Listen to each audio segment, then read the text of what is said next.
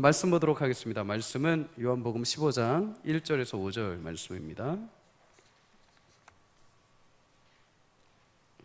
시약성경 173페이지 요한복음 15장 1절에서 5절 한 절씩 함께 읽도록 하겠습니다. 나는 포도나무요 내 아버지는 농부라. 무릇 내게 붙어 있어 열매를 맺지 아니하는 가지는 아버지께서 그것을 제거해 버리시고 무릇 열매를 맺는 가지는 더 열매를 맺게 하려 하여 그것을 깨끗하게 하시니라. 너희는 내가 일러준 말로 이미 깨끗하여졌으니 내 안에 거하라. 나도 너희 안에 거하리라. 가지가 포도나무에 붙어 있지 아니하면 스스로 열매를 맺을 수 없음같이 너희도 내 안에 있지 아니하면 그러하리라. 함께 읽습니다. 나는 포도나무요 너희는 가지라. 그가 내 안에 내가 그 안에 거하면 사람이 열매를 많이 맺나니 나를 떠나서는 너희가 아무것도 할 수 없음이라. 아멘. 아멘. 오늘도 말씀을 통해서 하나님이 주시는 지혜와 은혜를 함께 누릴 수 있기를 주의 이름으로 축복합니다. 해밍웨이라는 소설가가 지은 노인과 바다라는 소설이 있습니다. 소설 속 주인공인 샌디에고는 이제 어부이죠. 어부이면서 고기를 잡으러 다니는데 나이가 들고 노인이 되자 이 샌디에고가 고기를 잡는 양이 현저하게 줄게 됩니다. 사람들은 그를 이제 한물간 어부로 여기죠. 놀려댑니다. 하지만 그는 꿋꿋하게 자신의 일에 열중해서 어부로서의 사명을 다하죠. 하루는 다시 바다로 나가서 낚시를 시작합니다. 한참 지나서 낚싯줄이 팽팽해지기 시작하면서 고기에 의해 작은 배가 끌려가기 시작을 합니다. 분명히 그는 큰 고기가 잡혔구나 라는 생각으로 마음의 준비를 합니다. 그렇게 시간이 지나고 계속 고기에 의해서 배가 끌려가다가 고기가 이제 힘이 빠졌는지 이제 배가 서서히 속력이 줄기 시작합니다. 그 순간 노인은 도대체 무슨 물고기인가 하고서 이렇게 쳐다봤을 때 깜짝 놀라죠. 배만한 엄청난 큰 청새치가 잡힌 겁니다. 하룻밤 그 다음날 낮까지 계속해서 청새치가 이 배를 끌고 다니면서 씨름을 한 것이죠. 결국에는 이 청새치가 힘이 빠졌을 때 이 노인은 자신의 실력을 가지고 이 고기를 끌어올리게 됩니다. 너무 무거워서 옆에다가 이렇게 동여 매게 되죠. 그리고 노인은 즐거운 마음으로 이제 부두로 향합니다. 뜻하지 않게 그러나 상어의 습격을 받게 되죠. 노인은 노 끝에 칼을 메어서 상어와 싸움을 시작을 합니다. 그렇게 우여곡절 끝에 부두에 도달했지만 이미 청새치는 상어에 의해서 뼈만 남게 되어 있죠. 노인은 이런 패배 속에서 그럼에도 만족하고 집에 돌아와서 잠을 청합니다. 오랜 경륜임에도 불구하고 어부로서 84일 만에 잡은 청새치, 그런데 그것조차도 상어들에게 돌아오는 길에 빼앗겼죠. 그럼에도 이 노인은 돌아와서 마음 편하게 어떻게 다시 잠을 청할 수 있었을까요? 많은 패배와 실패에도 그가 만족하고 쉼을 얻을 수 있었던 것, 그것은 자신의 모든 것을 바쳤기 때문입니다. 물론 청새치까지 온전했다면 더 큰 기쁨이 있었겠죠. 하지만 청새치에 대한 결과물보다도 자신이 후회하지 않을 만큼 그 순간에 최선을 다하고 모든 것을 바쳤기에 그것으로 이미 자신은 충분히 보상을 얻었다는 기분 때문에 기쁨으로 잠을 청할 수 있었죠. 우리는 여러 가지 삶에서 우여곡절을 경험하게 됩니다. 원하는 결과와 원하는 열매를 얻기보다는 때로는 빈손으로 돌아올 때가 있죠. 그럴 때마다 인생의 과정 가운데 그 실패 하나 때문에 포기하지 말라는 것입니다. 후회하지 않을 만큼의 삶에서의 순간에 열심을 다했다고 한다면 그것이 이미 보상이고 격려라는 것이죠. 그래서 소설은 이거를 보면서 다시 힘을 내라고 우리에게 이야기를 합니다. 예전에 섬기던 교회의 장로님이 한 분 계셨습니다. 제가 봤을 때 정말로 열심히 교회를 섬기던 분입니다.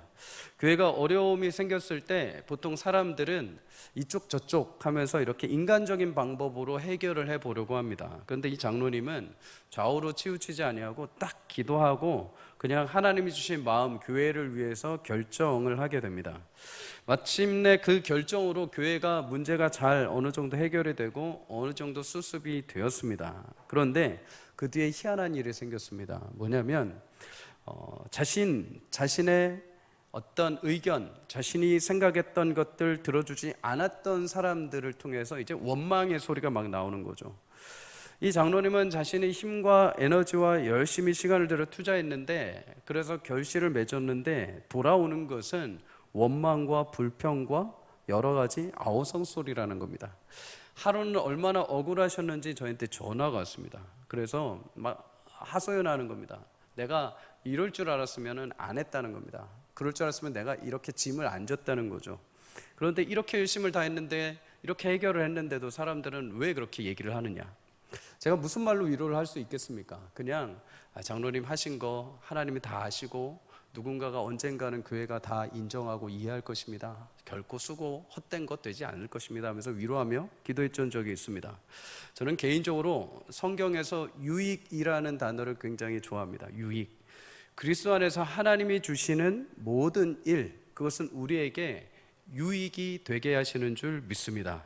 그래서 시편 119편 71편의 기자는 고난당하는 것이 내게 유익이라, 이로 말미암아 내가 주의 율례들을 배우게 되었나이다. 고난, 아무것도 쓸모없는 것 같은데 그걸 통해서 하나님의 말씀을 배우고 하나님의 이치를 내가 깨닫게 되었다는 것입니다. 여러분, 어떤 상황과 현실이 유익이 되느냐 유익이 안 되느냐, 그거는 우리가 소관할 수가 없죠. 하지만 내가 지금까지 달려온 인생, 수고한 모든 결과와 노력, 심지어 내가 잡았던 청새치마저 빼앗기는 순간이 있다 하더라도 그리스도 안에 하나님께서 붙들고 계시는 성도의 모든 과정은 반드시 유익이 되게 하시는 줄 믿습니다. 아마 우리 70, 80대이신 우리 성도님들은 늘 그런 마음이 있을지 모릅니다. 늘 항상 후회하는 마음이죠. 미련이 있죠. 내가 그때 이렇게 했으면, 내가 그때 저렇게 했으면, 내가 그때 이렇게 했으면 조금 더 우리 자녀들이, 우리 가정이, 또 내가 더 이렇게 풍성해지지 않았을까라고 생각을 합니다. 그 순간 내가 그 선택을 안 했으면, 그 순간 내가 그 교회 일을 안 했으면, 내가 그때 사업장에 그걸 투자 안 했으면 하면서 우리 마음에 허탈한 결실과 열매들 때문에 가슴 아파할 수가 있죠. 젊은이들은 어떨까요? 지금 시대가 아무리 잘 살 수 있는 시대가 되었다고 하더라도 과거와 또 다른 어려움들이 산적해 있습니다. 물가, 금리, 양육, 여러 가지 만만치 않은 변화들 속에서 젊은이들은 한 번도 경험해보지 않았던 시대를 새롭게 살아가면서 열심을 다해 살죠. 나름대로 인맥도 쌓아보고 직장도 구해보고 열심히 시험도 쳐보지만은 이 세상이 만만치가 않습니다. 예전에는 그냥 일하고 저축하면 열심히 살면은 어떻게 해서든 채워졌지만, 지금은 단순히 열심으로만은 되지 않는 시대가 되었다는 거죠. 그러다 보니까 상처를 받고 예상치 못한 결과 때문에 물거품이 되는 것 같은 마음의 허전함을 젊은 세대가 가지고 있습니다. 그러나 사랑하는 성도님들, 예수를 믿고 지금까지 살아온 여러분들의 모든 순간순간의 그 모든 노력들을 결코 하나님이 헛되다고 말씀하지 않으십니다. 왜요? 고린도전서 15장 58절 우리가 다 함께 읽겠습니다. 시작. 그러므로 내 사랑하는 형제들아, 견실하며 흔들리지 말고 항상 주의 일에 더욱 힘쓰는 자들이 되라. 이는 너희 수고가 주 안에서 헛되지 않은 줄 알미라. 아멘. 하나님은 그리스도 안에서의 성도의 모든 삶의 그 수고 하나하나마다 결코 헛되지 않고 유익함으로 바꿔주시는 줄 믿습니다. 내 인생에 그럴듯한 결실, 결말, 지금 인생을 돌아보니 그냥 후회만 가득하다라고 하시는 분이 계십니까? 아니요. 그건 우리 인간적인 생각에서 봤을 때이죠. 그러나 조금 시간을, 조금 관점을 바꿔서 바라보십시오. 하나님은 그것조차도 우리 인생에 필요한 유익함으로 분명히 이끌어 오신 줄 믿습니다. 그러니 견실하게 흔들리지 말고 지금까지 살아왔던 그 삶의 모습과 열정과 믿음을 가지고 꿋꿋하게 주의 길을 걸어갈 수 있기를 주의 이름으로 간절히 축복합니다. 오늘 말씀은 성도들의 삶에 열매가 보이지 않을 때 어떻게 우리가 마음을 가져야 되는지, 이 말씀을 통해서 하나님의 위로와 또 하나님 주시는 귀한 사랑의 회복이 우리 가운데 있기를 주의 이름으로 축복합니다. 요한복음 15장 1절을 먼저 한번 읽겠습니다. 시작. 나는 참 포도나무요 내 아버지는 농부라. 구약 성경에 보면 흔히 이스라엘 백성을 향해서 포도나무다라고 이야기합니다. 시편 80편 8절에 보면 주께서 한 포도나무를 애굽에서 가져다가 심으셨다라고 말씀을 하죠. 애굽에서 이스라엘 백성을 해방하시고 그들을 약속하신 땅 가나안 땅에 심으신 것입니다. 근데 이 포도나무가 딱 심고 잘 자라주었으면 좋은데 그렇지 못한 거죠. 예레미야 2장 21절에 보면 참종자, 다시 말해서 참 귀하고 복된 포도나무 종자를 하나님이 심으셨는데 오히려 거기에서 나온 열매가 무엇이냐면 이방의 포도나무의 악한 가지가 되었다고 말합니다. 하나님의 심으신 원래 뜻이 아니라 엉뚱한 가지를 낸 거죠. 농부가 원하는 극상품의 포도 열매를 맺지 못하고 먹지 못할 들포도가 자란 겁니다. 아니면 아예 과실을 맺지 못한 거죠. 그래서 이 농부가 한 가지 새롭게 결정을 하나 합니다. 자신의 그 포도원에 진짜 참 포도나무를 심은 거죠. 여기서 참이라고 하는 것은 거짓과 참, 그런 참이 아니라 어디에 심어도 반드시 극상품의 열매를 맺는 참 포도나무, 어디에 심어도 농부의 마음을 기쁘게 해줄 만큼의 열매를 맺을 수 있는 본질적인 포도나무를 말합니다. 그 참 포도나무가 누구라고 하십니까? 예수님이십니다. 예수님. 하나님은 우리를 이 땅에 심으셨죠. 그러나 우리는 죄 가운데 계속 면질되고 악한 들포도를 맺고 심지어 맺지 못하는 결실들도 있었습니다. 그런데 하나님은 그거를 다 파헤쳐버리지 않으시고 거기에 참 포도나무를 심어주십니다. 그리고 그 예수님을 통해서 헛것을 자라던 헛열매를 맺고 아무 열매도 맺지 못하던 우리도 이제 그 참 포도나무와 함께 귀한 영광의 열매를 맺게 하신 줄 믿습니다. 그렇다면 예수님이 우리 인생밭에 그렇게 참 포도나무로 심겨주셨습니다. 어떤 결과와 어떤 결실이 맺혀졌을까요? 오늘 본문 2절을 보면은 두 부류의 결과가 나타나는 걸 보게 됩니다. 우리 2절 다 함께 읽겠습니다. 시작. 무릇 내게 붙어 있어 열매를 맺지 아니하는 가지는 아버지께서 그것을 제거해 버리시고 무릇 열매를 맺는 가지는 아멘. 한 부류는 열매를 맺지 아니하는 가지가 되었고 한 부류는 열매를 맺는 가지가 되었다. 이렇게 성경 말합니다.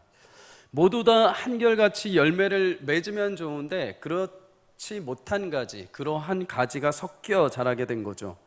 근데 여기서 우리가 먼저 한 가지 분명하게 주목해야 될 게 있습니다. 무릇 내게 붙어 있어 라는 것입니다. 열매를 맺든 열매를 맺지 못하든 그 시작은 다 어디냐? 참 포도나무이신 예수님으로부터 시작이 된 것이죠. 두 가지 모두 예수님에게 붙어 있는 겁니다. 그런데 어떤 누군가는 열매를 맺고 어떤 누군가는 열매를 맺지 못한 겁니다. 예수님을 믿고 신앙생활을 똑같이 하는데 어떤 누군가는 우리가 눈에 보기에 그럴듯한 열매, 그럴듯한 성품의 모습들이 나오는데 어떤 누군가는 열심히 하는데 안 나타나는 겁니다. 어떤 누군가는 자꾸만 그래서 비교가 되기도 하는 것이죠. 그러면 이 농부이신 하나님은 어떻게 이 두 가지를 대해 주실까요? 농부의 공통적인 목적은 딱 하나입니다. 열매를 맺든 열매를 맺지 못하든 둘 다 열매를 골고루 풍성하게 맺게 하는 것, 그것이 농부의 마음이죠. 요한복음 15장 16절에 예수님은 하나님이 너희를 택하신 이유는 너희로 가서 열매를 맺게 하려 하신다라고 말씀을 합니다. 조금 열매가 없다 해서 무작정 잘라내는 것이 아니라 없으면 어떻게 해서든 자라게 하시고 자라고 있으면 더 잘 자라게 만들어 놓는 것이 농부이신 하나님의 마음인 거죠. 그러면 농부이신 하나님은 열매를 맺지 못하는 인생을 향해서 어떻게 대하시고 열매 맺는 인생을 향해서 어떻게 대하실까요? 첫 번째, 열매를 맺지 못하는 인생을 위해서 하나님은 들어 올려 주십니다. 오늘 본문 2절에 보면 농부가 열매를 맺지 아니하는 가지에 대해서 제거해 버리신다라고 말씀합니다.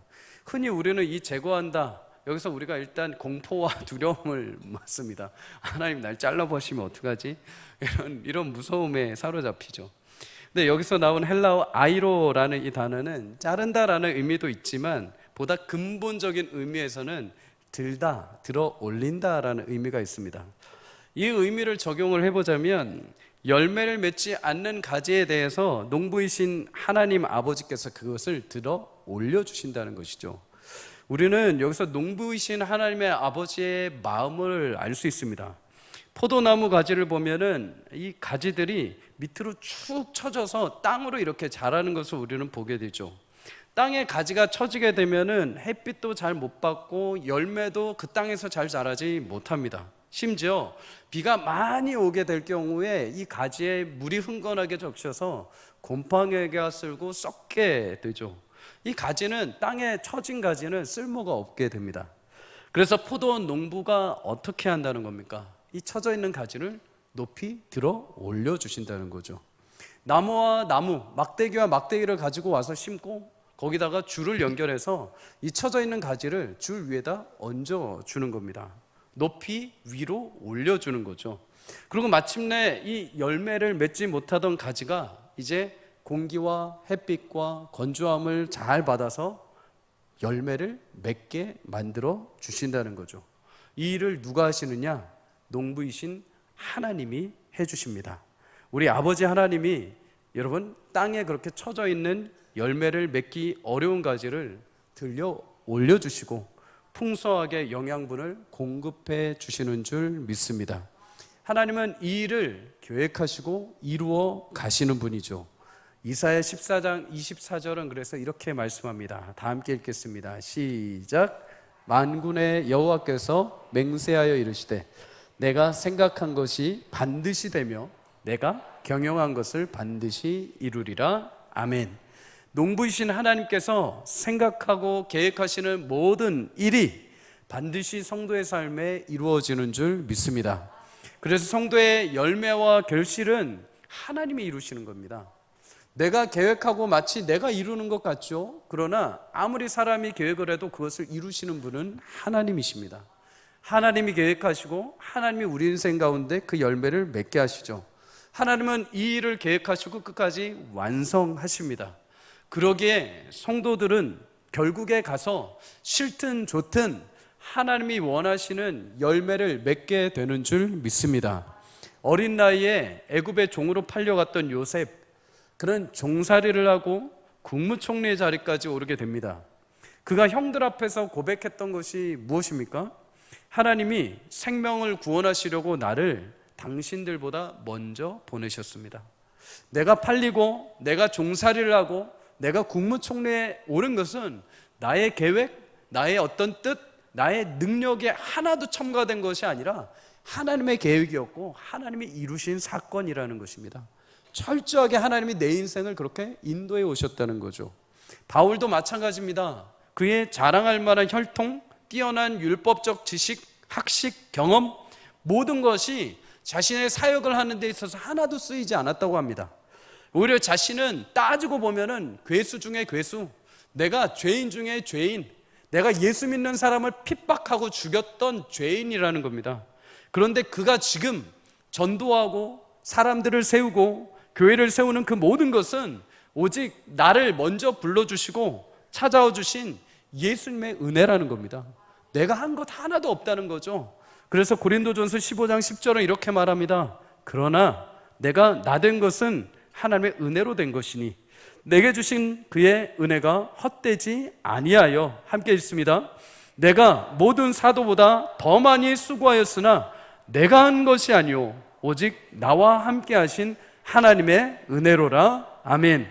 성도님들, 하나님은 오늘도 열매 맺지 못하는 우리 인생을 하나님이 찾아오셔서 들어 올리시고 하나님께서 약속하시고 계획하신 일들을 이루어내시는 줄 믿습니다.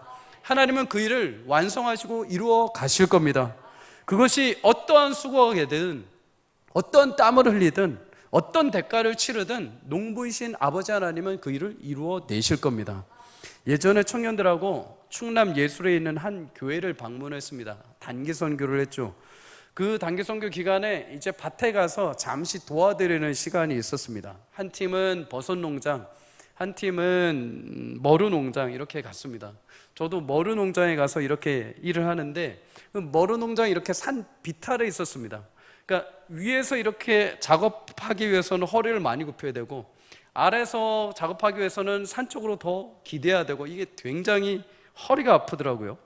그런데 심지어 이게 산이다 보니까 고산지대에 보니까 햇빛이 막 머리 위에서 비치는 것 같은 느낌이 드는 겁니다. 밀짚 모자를 쓰고 수건을 덮어 써도 이게 몇 분 만에 막 땀이 흥건히 막 적실 정도로. 근데 그날 정말 바람 한 점이 없었습니다. 정말 바람 한 점 없고 그 일일이 하나하나씩 다 따는데 너무 힘든 겁니다. 제가 개인적으로 일을 할 때 웬만하면 잔머리 굴리지 않습니다. 왜요? 잔머리 굴리게 생겼어요? 웬만하면 진짜 무지막지하게 일만 합니다. 그런데 그날은 도저히 못 참겠는 거예요. 진짜 막 한계치에 다다른 겁니다. 그래서 청년들 앞장서서 네가 가라 하면서 앞장서서 니네 빨리 따 하고 뒤에 서서 이렇게 승금승금 하면서 이렇게 땄습니다. 그러고 나서 한 4시간이 지나서 이제 점심시간 때 밥을 먹는데 제가 태어나서 진짜 군대에서 밥 먹은 이후로 그렇게 맛있는 밥은 처음 먹어봤습니다. 엄청 맛있게 밥을 먹고 그 주인께서 이제 얼음에 머루즙을 가져오신 겁니다. 머루주가 아니고 즙입니다. 즙을 가져오셨습니다. 근데 그 즙을 먹는데 그 무더운 날 밥을 먹고 그 시원한 머루즙을 마시는데 진짜 그렇게 맛있을 수가 없습니다. 엄청 내가 한 번도 여태까지 먹어보지 못한 머루즙의 맛이 쫙 온몸을 타고 들어가는데 막 몸이 살아나는 것 같은 느낌 있지 않습니까? 제가 딱 느낀 게 뭐냐면 하나님도 이러시겠구나.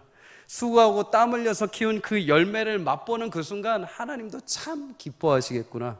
우리 모두가 열매를 맺고 하나님이 기뻐하실 만한 풍성한 수확을 얻고 싶어하는 것, 그것이 농부이신 하나님의 마음인 것이죠. 하나님은 지금도 성도들의 모든 일생 가운데 소망을 담고 계획하심을 따라서 우리에게 풍성한 열매를 맺기 위해서 이루어 가시는 줄 믿습니다. 여러분, 인생 가운데 혹여라도 우리 때로는 낙심되고 결실이 보이지 않고 우리의 어떤 결과가 허무하게 느껴질 때가 있습니다. 그러나 하나님의 능력의 손이 여러분을 붙들고 계심을 믿으시기를 주의 이름으로 축복합니다. 인생의 가지를 하나님이 반드시 들어 올려주실 것입니다. 내 인생은 왜 땅바닥에 처져 있어서 왜 맨날 열매도 못 맺고 왜 맨날 썩어가고 이 모양 이 꼴이야? 아니요, 하나님은 그 가지라도 들어 올리셔서 마침내 건강한 바람, 건강한 햇빛을 맺게 하시고 주님이 기뻐하시는 열매와 수확을 얻게 하실 줄 믿습니다. 두 번째로, 열매를 잘 맺고 있는 성도의 삶은 어떻게 하실까요? 열매를 더욱 잘 맺도록 가지치기를 해주십니다. 2절 본문 말씀을 다시 보면 이렇게 말씀하죠. 무릇 열매를 맺는 가지는 더 열매를 맺게 하려 그것을 깨끗하게 하시느니라. 깨끗하게 한다, 이 말은 정하게 한다, 청결하게 한다라는 의미가 있습니다. 이 말을 포도나무에 적용시켜 보면 해롭게 하는 무엇이든지 그 포도나무가 자라고 열매 맺는데 방해가 되는 어떤 것이라든지 그것을 다 제거해 버리신다는 거죠. 우리는 일명 이것을 가리켜서 가지치기라고 말을 합니다. 장애가 될 만한 요소, 그것이 있다면 어떻게 해서는 다 잘라내 버리는 것이 농부의 마음입니다. 그래서 봄에 가지치기를 할 때 어떻게 합니까? 사정없이 쳐버립니다. 길가에 가다가도 봄 되면 가로수에 가지치기를 막 하지 않습니까? 저는 그걸 보면은 나무를 다 죽이려고 하나? 막 이런 생각이 들 정도로 다 잘라내 버립니다. 왜요?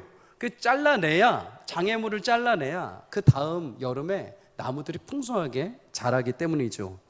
나무의 열매가 더 풍성하게 맺기 위해서 가지치는 것처럼 포도나무도 가지치기를 할 경우에 포도의 과실이 더욱더 성숙하고 농축액이 담긴다고 말을 합니다. 일생 속에 이런 가지치기를 당한 사람이 있습니다. 모세이죠. 모세는 자신의 혈기로 과거에 애굽의 사람에게 핍박을 받던 히브리 사람을 도와주게 됩니다. 애굽 사람을 쳐 죽인 거죠. 그런데 이 일이 오히려 꼬이게 됩니다. 그 일로 인해서 모세는 도망을 치게 되죠. 미디안 광야로 40년의 삶을 살게 됩니다. 하나님이 모세의 시간이 아니라고 말씀하신 거죠. 그의 인생의 모든 가지를 쳐버리십니다. 그의 엄마였던 애굽의 바로의 공주도, 자신의 왕자의 자리도, 자신의 권위와 능력과 힘도, 심지어 자신의 자존심과 자신의 젊음도 다 싸그리 쳐내버리십니다. 40년 동안. 그리고 40년 이후에 그가 80세가 되었을 때 하나님께서 그를 떨기나무 불꽃 가운데 찾아오셔서 부르십니다. 그렇게 모세는 40년 동안 가지치기 당한 이후에 이제 40년이란 광야, 이스라엘 백성들을 견실하게 이끌어가죠. 근데 그의 태도가 어떻습니까? 40년 전 혈기만 앞세우고 이를 벌렸던 그 모습과 달리 그는 온유하였다고 성경은 말합니다. 하나님 주신 말씀, 막강한 힘과 능력이 있었음에도 겸손하게 그 민족을 이끌고 하나님의 뜻에 따라서 성숙함을 보여주었죠. 성도도 때로는 신앙생활을 할 때 이해되지 않는 가지치기를 당할 때가 있습니다. 하나님 왜 이것까지 뺏어가십니까? 하나님 나의 물질, 건강, 힘, 나의 사람들, 나의 학업, 나의 시간, 나의 모든 인생 속에 왜 이것까지 다 뺏어가십니까? 하나님 이것조차도 가져가십니까? 라고 할 때가 있습니다. 힘들죠? 어렵습니다. 왜요? 하나님은 성도들의 삶 가운데 방해가 되는 요소가 있다면 과감없이 다 쳐내시기 때문이죠. 하나님 이거 조금만 있으면 안 될까요? 하는 것까지도 쳐내십니다. 내가 다 쳐냈다라고 생각하는 것조차도 하나님은 쳐내버리십니다. 조금이라도 일말의 가능성이 있다고 하는 것까지도 완전히 다 쳐내버리시죠. 하나님, 그러나 성도들이여 기억하십시오. 하나님은 성도의 인생에 가지치기를 하는 것은 죽이기 위한 것이 아니라 그로 하여금 더 풍성하게 열매를 맺게 하시는 줄 믿습니다. 가지를 치면 칠수록 더욱 성숙해지고 진액이 더욱더 가득 찬 열매를 맺게 되는 것이죠. 그런데 이 가지치기를 할 때도 하나님은 그냥 막무가내로 치시는 것이 아닙니다. 3절에 이렇게 말씀하죠. 너희는 내가 일러준 말로 이미 깨끗하여졌다. 일러준 말, 하나님의 말씀의 원칙에 따라서 하나님이 가지치기를 하신다는 겁니다. 동일하게 가지치기를 당해도 하나님의 말씀이 없는 자들, 하나님의 말씀이 있는 자들은 이 가지치기 당함이 다르다는 겁니다. 당시에 스스로 하나님의 자녀라고 자랑했던 자들이 있습니다. 유대인들이죠. 이들은 그런데 단점이 무엇입니까? 예수님을 믿지 않았습니다. 바리새인들, 그들은 자신들이 가진 율법, 하나님의 사상을 가지고 하나님을 믿지도 않고 많은 사람들을 정죄했습니다. 이들에게 하나님이 가지치기를 하시죠. 이것은 심판의 가지치기입니다. 완전히 잘려나가는 거죠. 그래서 6절의 말씀처럼 밖에 버려져서 모아 불에 던져 사르는 가지치기입니다. 하지만 하나님의 말씀 안에 거하는 성도들의 가지치기는 하나님이 약속하신 열매를 맺기 위한 가지치기인 줄 믿습니다. 그래서 히브리서 12장 11절을 이렇게 말씀하죠. 다 함께 읽겠습니다. 시작. 무릇 징계가 당시에는 즐거워 보이지 않고 슬퍼 보이나 후에 그로 말미암아 연단받은 자들은 의와 평강의 열매를 맺느니라. 할렐루야. 사랑하는 성도님들, 신앙생활은 가지치기의 연속입니다. 때로 하나님은 우리 안에 있는 탐욕, 미움, 시기, 교만, 우리 질투, 이런 것들이 우리 신앙에 방해가 될 때마다 다 쳐내버리십니다. 하지만 그것은 반대로 보자면 하나님이 여전히 내 인생에 손을 대고 계시다는 겁니다. 나를 포기하지 않으시고 나를 버리지 아니하시고 여전히 하나님이 나를 돌보고 계신다는 거죠. 오히려 가지치기의 인생을 통해서 하나님은 진짜 의와 평강의 열매를 우리 성도의 삶에 맺게 하시는 줄 믿습니다. 오늘도 가지치기 때문에 마음에 상심이 있으신 분이 계십니까? 하나님 앞에 예배는 드리지만 하나님 앞에 원망이 있고 하나님 앞에 아쉬운 마음이 계신 분들이 계십니까? 하나님의 진심은 다 쳐내서 죽이는 것이 아니라 더 열매를 맺게 하시기 위함입니다. 하나님과 화해하십시오. 더 이상 하나님을 오해하지 마십시오. 하나님 미워하지 마십시오. 하나님은 우리를 지극히 사랑하십니다. 그래서 우리에게 필요 없는 장애물들이 있다면 오늘도 과감없이 쳐내실 것입니다. 때로는 그것 때문에 우리의 마음이 아플 수 있습니다. 때로는 상실감에 처할 수도 있죠. 그러나 성도님들 꼭 기억하십시오. 그렇게 쳐낸 것으로 인하여 하나님이 나로 하여금 더 견실하게 건강하게 열매 맺게 하실 줄 믿습니다. 그러면 하나님이 그렇게 원하시는 우리를 통해서 맺고자 하시는 열매가 무엇일까요? 여러 가지가 있겠지만 성경에서 갈라디아서에서는 이렇게 말씀을 합니다. 갈라디아 5장 22절 23절 다 함께 읽겠습니다. 시작.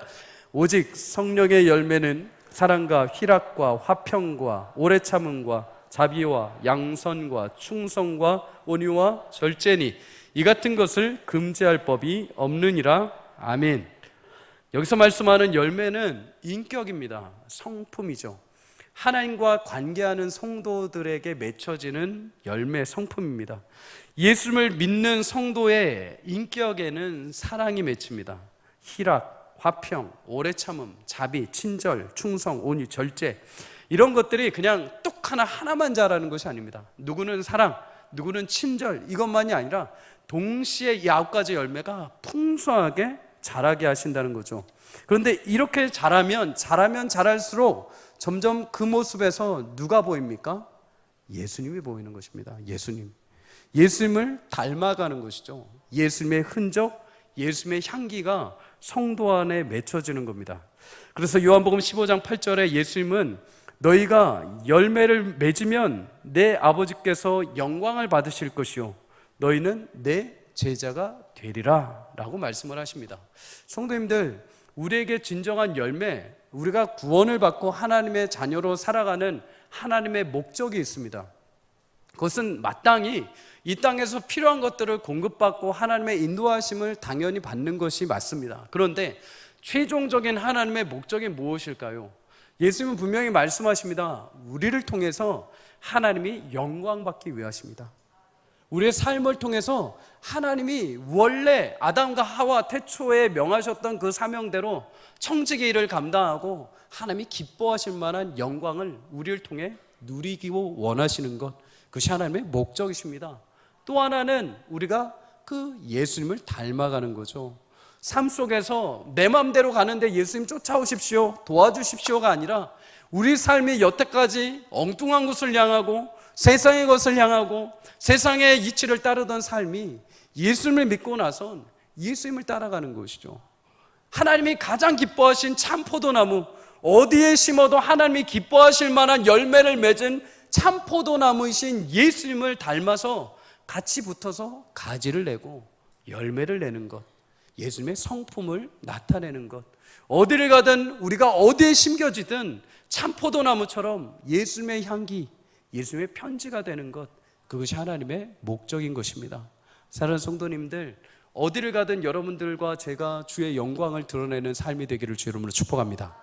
어디에 심겨지든 우리를 통해서 예수님의 성품과 향기의 열매가 맺혀지기를 주의 이름으로 축복합니다. 인생에서 여러 외적인 결실들도 중요하지만 본질적으로 하나님은 인격 속에, 삶 속에서 예수님의 모습과 결실을 우리 가운데 맺기를 원하시죠. 그러면 이 열매를 맺기 위해서 어떻게 해야 됩니까? 그 성품과 그 인격을 가지고 계신 분 안에 함께 거해야 되는 거죠. 그분과 함께 거하게 될 때 우리는 그분을 닮아가게 됩니다. 그래서 오늘 마지막 4절은 이렇게 말씀합니다. 다 함께 읽겠습니다. 시작. 내 안에 거하라. 나도 너희 안에 거하리라. 가지가 포도나무에 붙어있지 아니하면 스스로 열매를 맺을 수 없음같이 너희도 내 안에 있지 아니하면 그러하리라. 아멘. 5절은 더욱 명확하게 말합니다.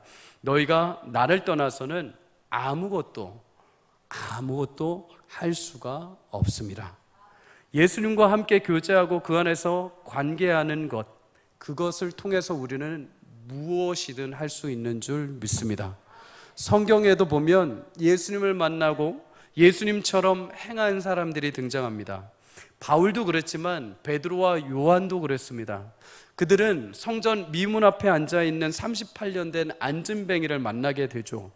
그리고 그 안진뱅이가 간절한 모습으로 그들을 쳐다볼 때 베드로와 요한은 그를 시선을 주목합니다. 그리고 그에게 가서 딱 한마디만 합니다.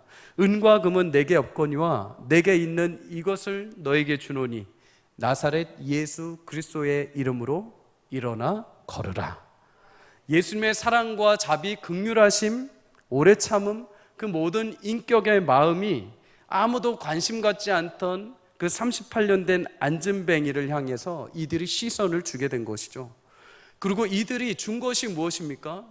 마침내 그들은 예수님의 이름의 그 권능의 능력으로 그 안진뱅이를 일으켜 세웁니다.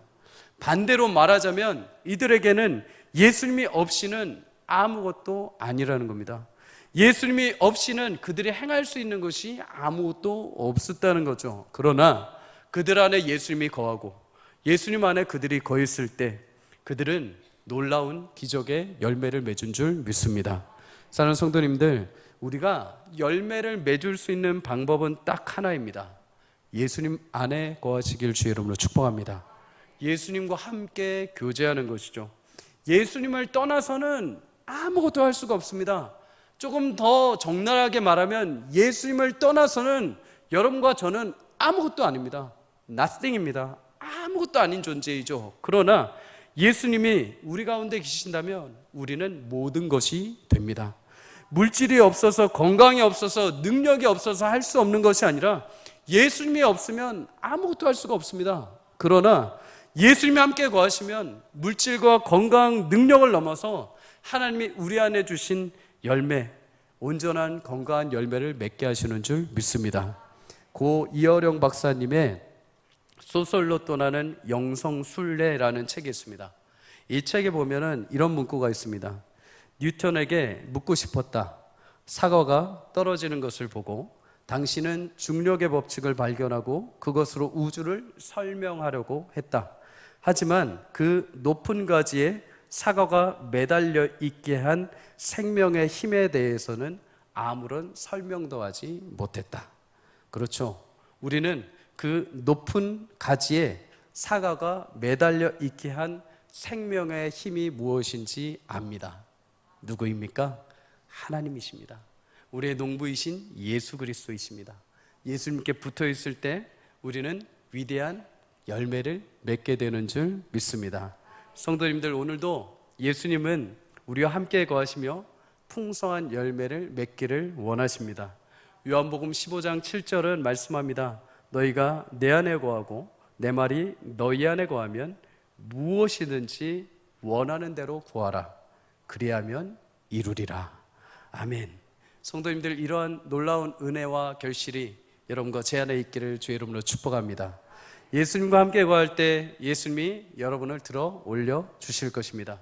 예수님이 여러분의 불필요한 모든 가지를 치시고 더 풍성한 열매를 맺게 하실 줄 믿습니다.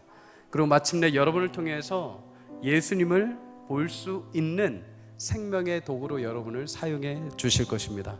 우리의 유일한 목적은 하나님의 영광을 드러내는 삶이요, 예수님의 성품을 닮아가는 것입니다. 그것만큼 중요한 열매는 없죠. 그 나머지는 사실 부수적으로 하나님이 누군가에게 주고 누군가에게 덜 주고 하는 하나님의 선택입니다. 그런데 동일하게 하나님이 목적하시는 가장 위대한 열매, 하나님의 영광과 예수님을 닮은 성품, 그런 은혜가 여러분과 저 가운데 있기를 주의 이름으로 축복합니다. 오늘도 내 인생의 가지가 마치 바닥에 쳐 있는 것처럼 실망과 좌절에 계신 분이 계십니까? 하나님이 그 가지를 들어주실 것입니다. 더 열매 맺게 하실 줄 믿습니다.